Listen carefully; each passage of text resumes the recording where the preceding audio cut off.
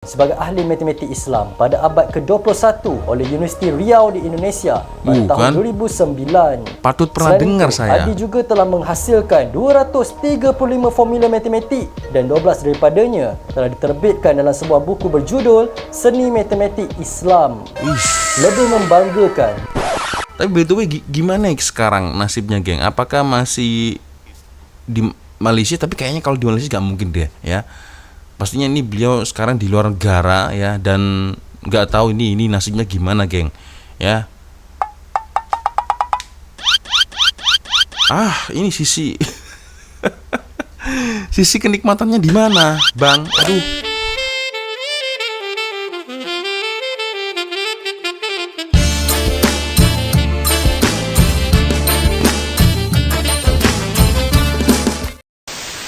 Yo, what's up, Re? Assalamualaikum warahmatullahi wabarakatuh. Hai, Re. Bertemu lagi ada saya di sini. Wah, lonjong salam lonjong. Hiya.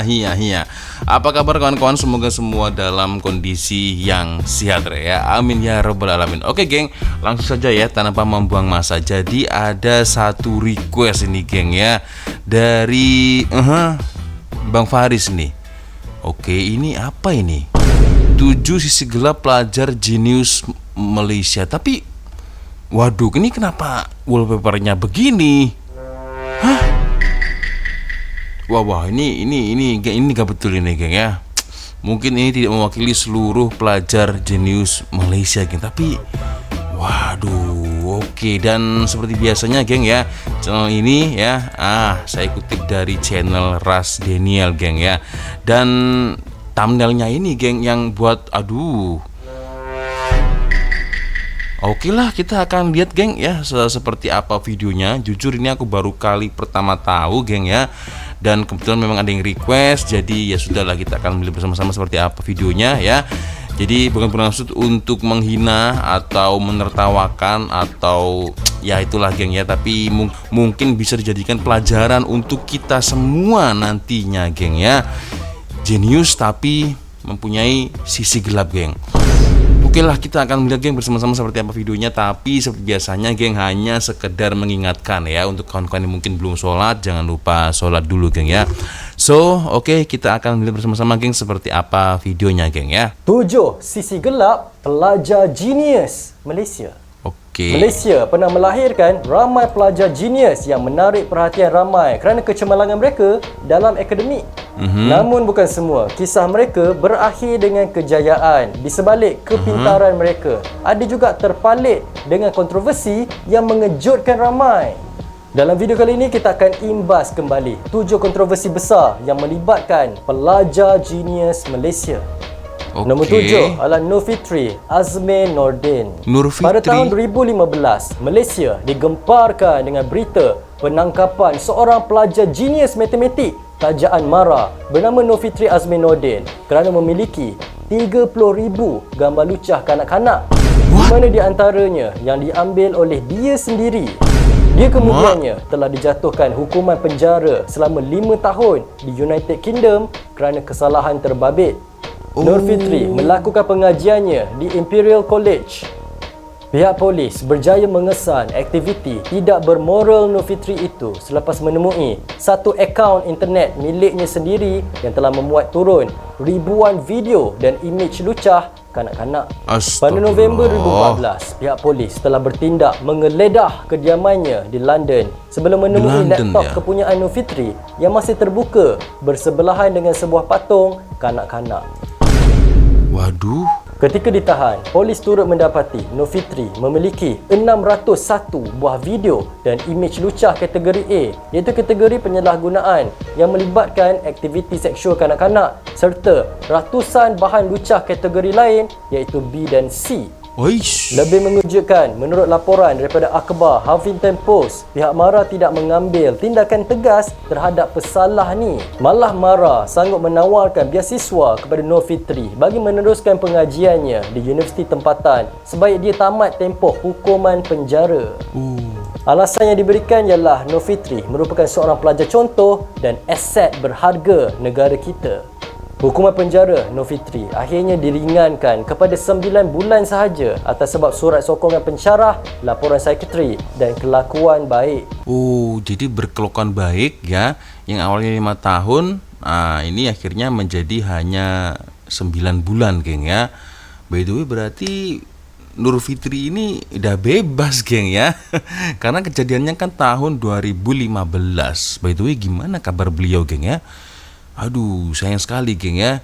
Di balik kejeniusannya itu ternyata ada sisi gelap dari Abang Nur Fitri. Aduh, jadi takut saya. Oke, geng, kita lanjut lagi, geng ya. Yang keenam adalah Sufiah Yusof. Dilahirkan pada tahun 1984, Sufiah pertama kali mencuri tumpuan dunia pada tahun 1997 apabila berjaya masuk ke College St. Hilda, University Oxford untuk mempelajari bidang matematik pada seawal umur 13 tahun. Dia pun berwarga negara British, Kerajaan Malaysia, mengambil keputusan untuk membiayai perbelanjaan pendidikan Sufiah. Ternyata kisah silam bapanya yang berketurunan Pakistan disabitkan dengan kesalahan jenayah kerana penipuan berkaitan gadai janji sama sekali tidak menjejaskan reputasi Sufiah. Ini kerana keturunan ibunya yang beragama Islam telah menyebabkan rakyat Malaysia memandang tinggi dengan keupayaan luar biasa yang dimilikinya. Berikutan tekanan dan masalah rumah tangga, Sufiah 2 kali tersungkur dan akhirnya nekat berhenti belajar pada tahun ketiga di universiti berprestij itu. Dia juga pernah berkahwin ketika berusia 19 tahun namun kemudian bercerai. Sejak itu, rakyat Malaysia dikejutkan dengan sebuah video di mana Sufiah membuat pengakuan yang dirinya mula terlibat dengan kegiatan pelacuran berikutan kesempatan hidup yang dialaminya. Oleh itu, Kerajaan Malaysia telah melancarkan program menyelamatkan Sufiah untuk membawanya kembali ke pangkal jalan. Tetapi tidak lama selepas itu, menghentikannya atas faktor-faktor tertentu. Menerusi temu ramah dalam sebuah program televisyen terkenal, Nona, pada tahun 2015, Sufiah menjelaskan bahawa kehidupannya agak kucak-kacir kerana terpaksa berpindah randah di bandar-bandar yang berbeza di Britain. Ini adalah bagi melarikan diri serta mengelakkan dari diburu oleh pihak media di sana. Dia bagaimanapun telah meninggalkan kancah pelacuran. Nasib baik, geng ya, alhamdulillahnya beliau sudah meninggalkan dunia hitamnya, geng ya. By the way, gimana kabarnya sekarang ya? Aduh. Oke. Kita lanjut lagi, geng. Yang kelima adalah Syukri Hadafi. Muhammad Syukri Hadafi Aziz merupakan kanak-kanak pintar yang pernah menggemparkan negara sekitar tahun 1980-an. Pada usia semuda 3 tahun, dia telah mampu membaca surat khabar dengan lancar seperti orang dewasa. Syukri merupakan anak kepada Aziz Kecil, seorang peneroka di Felda 12, Jengka, Pahang. Selepas itu, pasangan suami isteri yang tinggal di Merbau Pulas, Kedah telah mengambil dia sebagai anak angkat. Malah kepintaran Syukri ini telah berjaya menarik perhatian Naib Chancellor Universiti Malaya, Profesor Diraja Ungku Abdul Aziz dan turut mengambil Syukri sebagai anak angkatnya. Barangkali mahu menjadikan Syukri sebagai pelapis yang hebat sepertinya, Ungku Aziz telah menanggung segala perbelanjaan bagi keperluan pembelajaran demi memastikan Syukri mendapat pendidikan yang lebih baik. Selain itu, pengarah terkenal Jin Samsudin pada ketika itu juga telah mengambil dia berlakon dalam filem Menanti Hari Esok di samping penghibur tanah air terkenal seperti Nur Kumalasari, DJ Dave dan Uji Rashid. Bagaimanapun, kelebihan yang dimiliki Syukri menyebabkan dia lupa daratan dan lalai dengan masa hadapannya. Oleh sebab masalah disiplinnya berterusan, akhirnya dia telah dibuang sekolah. Pada tahun 1990-an, rakyat sekali lagi dikejutkan dengan berita penemuannya yang bekerja sebagai penebar roti canai. Malah terdapat desas-desus mengatakan dia terjebak dengan najis dadah. Ini berita terakhirnya, geng ya. Syukri Hadafi dari jenius ke penagih. Syukri Hadafi. Ini sangat disayangkan, geng ya. Syukri yang hanya berusia 4 tahun boleh membaca dan mengeja apa saja tanpa salah ya. Tapi itulah, gimana kabarnya Syukri ini, geng ya? Boleh komen di ruang komentar ya. Pasti sudah lebih dewasa lagi sekarang, mungkin sekitar 40-45 tahun. Boleh komen di ruang komentar, geng ya. Aduh, sayang sekali, geng. Oke, next. Yang keempat adalah Chiang Ti-ming. Chiang Chiang Ti-ming. Ti-ming merupakan pelajar termuda di California Institute of Technology, Wow. Caltech. Seawal umur 15 Kenapa tahun ni? pada ketika itu, dia juga berada dalam kalangan top 5% yang mendapat keputusan terbaik. Bukan itu sahaja, Chiang turut berjaya menjadi pelajar termuda dengan menerima anugerah merit pelajar sarjana muda selama 2 tahun berturut-turut di institut berprestij tersebut. Chiang juga merupakan ahli kehormat Tau Beta Pi, iaitu sebuah persatuan kejuruteraan kebangsaan. Pada usia 13 tahun, dia juga telah diterima untuk belajar di tahun kedua bagi kos ijazah fizik selama 4 tahun di universiti berkenaan pada tahun 1989 selepas menerima tajaan daripada beberapa organisasi. Disebabkan kepintarannya yang luar biasa itu, dia kemudian melanjutkan pelajaran di peringkat PhD dalam bidang fizik zarah di Universiti Cornell, New York. Pada tahun 2002, Chiang telah dimasukkan ke Hospital Kuala Lumpur selepas disyaki mengalami gejala kemurungan dan tekanan perasaan yang amat teruk. Dia kemudiannya meninggal dunia pada 6 Januari meninggal, di Seremban pada usia 33 tahun. Boy jenius Chiang ya meninggal nih geng, dan ini kejadiannya di Seremban geng ya. Oke. Sayang banget geng ya. Jenius tapi ya itulah geng. Oke. Next. Nombor 3 adalah Adi Putra. Adi Malaysia Putra. pernah dikejutkan dengan kemunculan seorang kanak-kanak genius matematik, Adi Putra, yang mampu menyelesaikan pelbagai masalah dalam subjek tersebut seperti algebra, indeks dan trigonometri. Dia pun baru berusia 6 tahun pada waktu itu. Pemilik nama sebenar Adi Putra Abdul Ghani mengakui kepintaran luar biasa yang dimilikinya itu adalah kurniaan Allah untuknya. Dia dinobatkan sebagai ahli matematik Islam pada abad ke-21 oleh Universiti Riau di Indonesia pada tahun 2009. Patut pernah dengar saya. Adi juga telah menghasilkan 235 formula matematik dan 12 daripadanya telah diterbitkan dalam sebuah buku berjudul Seni Matematik Islam. Lebih membanggakan, buku tersebut juga telah digunakan sebagai rujukan untuk pelajar sekolah rendah dan menengah di negara Brunei. Namun, ia tidak mendapat pengiktirafan di Malaysia. Beberapa tahun selepas itu, ramai pihak mula bimbang apabila Adi Putra nekat untuk berhenti belajar di Sekolah Islam Antarabangsa Gombak kerana menyifatkan sistem pendidikan yang disediakan tidak sesuai dengannya. Dia mengibaratkan dirinya seperti kereta Ferrari yang dipandu seperti kereta kancil. Perkara tersebut menyebabkan dia tidak mendapat sebarang sijil sekaligus gagal untuk memasuki sebarang universiti terbaik luar negara. Namun, Adi Putra masih lagi menjadi permata negara dan sering memberikan ceramah di sekolah dan universiti tempatan. Malah dia juga dijemput untuk menjadi tenaga pengajar di University of Brunei Darussalam bagi berkongsi kepakarannya tentang ilmu matematik. Ini menarik ya, dan kebetulan ada satu komentar nih geng ya, saya temukan ya di video tersebut geng, di video ini ya. Kita lihat geng. Nah, ini dia ya. Dalam video ini ya, Adi lebih baik, hanya negara tak mampu mengiktiraf kejeniusan dia ya. Negara amat rugi karena tidak memanfaatkan anugerah dari Allah ini. Nah itu ya, Dr. Amalina walaupun culture shock yang besar, tetapi dia boleh kata antar the best doctor dekat London geng ya. Aku mimpi ada tangan gaib yang tak nak ilmu orang jenius ini tersebar. Itulah geng, jadi ya disayangkan geng ya. Tapi itulah geng yang terjadilah geng ya. Oke, kita lanjut lagi geng ya. Adi Putra. Nombor 2 adalah Arif Alfian Rosli. Arif Alfian Rosli merupakan pelajar perubatan tajaan Petronas dan tidak dapat dihubungi oleh keluarga selama 3 tahun. Kenapa? Menurut ayah Arif Alfian Rosli, Rosli Harun, dia dan isteri telah 8 kali pergi ke Dublin untuk mencari anaknya. Tak lama kemudian, misteri kehilangan Arif telah terbongkar apabila dia didapati telah berkahwin dengan Jonathan, seorang lelaki warga Dublin. Pihak Petronas pun menyaman ayah Arif selaku penjamin pertama dengan menuntut kembali wang pengajian RM860,000 yang telah dilaburkan kepada Arif. Yang tambah peliknya Serius? lagi, Arif Alfian Rosli masih mengenakan pakaian tradisional, baju Melayu bersongkit dan memakai tengkolok seperti perkahwinan Melayu biasa. Ya Walaupun Allah. perkahwinan yang terlarang, tapi adat pemakaian Melayu masih belum dilupakan. Aduh, astagfirullahaladzim. Jadi memang betul lah gambar dari Bang Ras Daniel ini, geng, ya, gambar di awal video tadi, geng.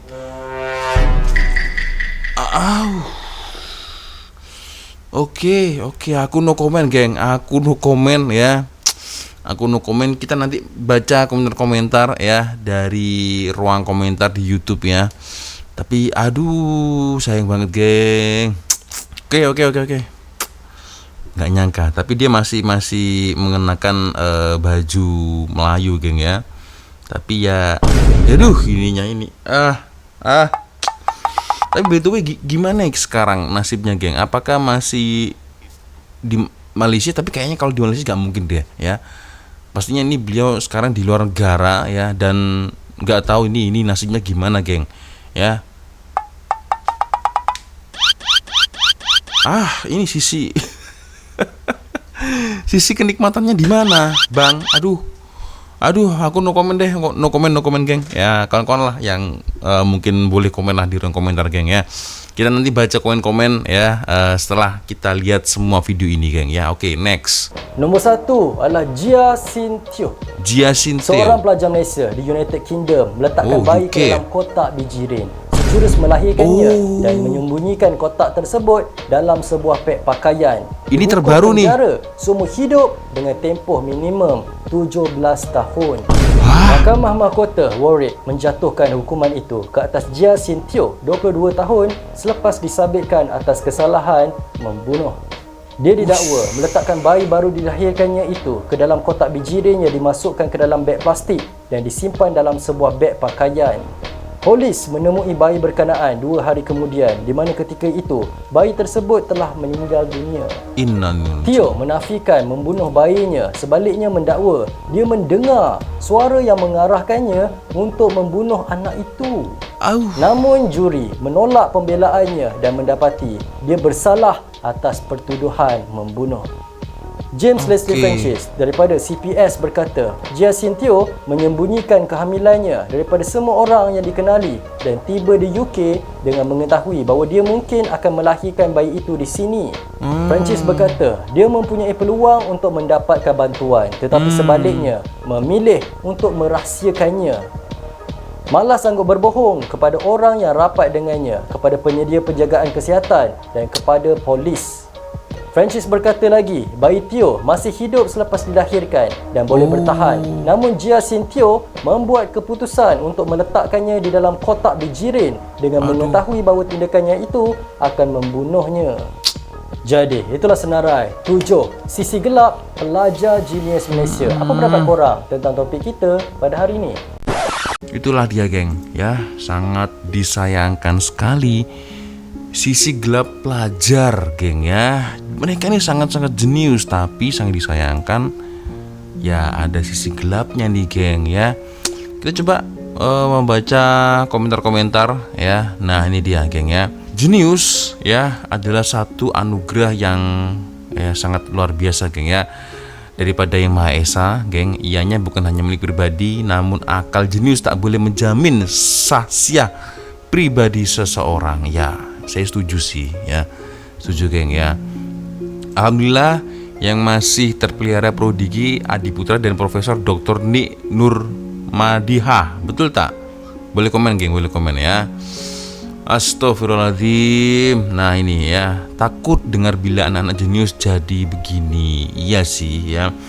Tapi itulah kalau ada suatu kelebihan yang sangat-sangat kelebihan ya pasti ada kekurangan yang mungkin terdengar tak lazim bagi kita-kita, geng ya. Simpati untuk Adiputra, tapi dia selamat tak macam lain pergi luar hancur. Nah, itu dia, geng, Adiputra, geng ya. Ada juga kawan aku jenis jenius, lain macam jenius sampai mak pak aku pun jadikan sebagai role model lah untuk aku. Oh, ya, paham. Itulah nasib seseorang kita tak tahu kan, dan dipendekkan cita sekarang dia nih dah weng aka masuk air lah. Maksudnya Dahweng. Sekarang asal jumpa dia akan cita pasal pedang Setiawan alam perwira Wiro Sableng lah. Aku pula rasa semacam nak masuk air daripada kawan aku tuh. Semoga kau pulih kembali seperti dulu. Kalau maksudnya apa nih geng? Kalau dulu kan kawan dia nih jadikan role model lah untuk orang tua tuh. Kawan lu tuh pandai, pintar, pelajar ya, pelajaran pintar, semua jenis pelajaran pandai. Ini maksudnya apa nih? Pendekkan cita, sekarang dia nih dah weng. Weng ini apa weng? Weng aka masuk air. Nah, boleh komen geng ya, boleh komen di ruang komentar. Ini dia, ada Faiz ya, Faiz Zehzrin. Jenius biar ilmu kena dengan adab dan akhlak. Sebab itulah orang baik akan menang dan orang jahat tak akan menang geng ya. Oke, itu dia. Nomor 2, nah nih Adi Putra tak patut dalam masuk list. Apa sih gelap pula dah. Nah, dia oke je jalani hidup normal.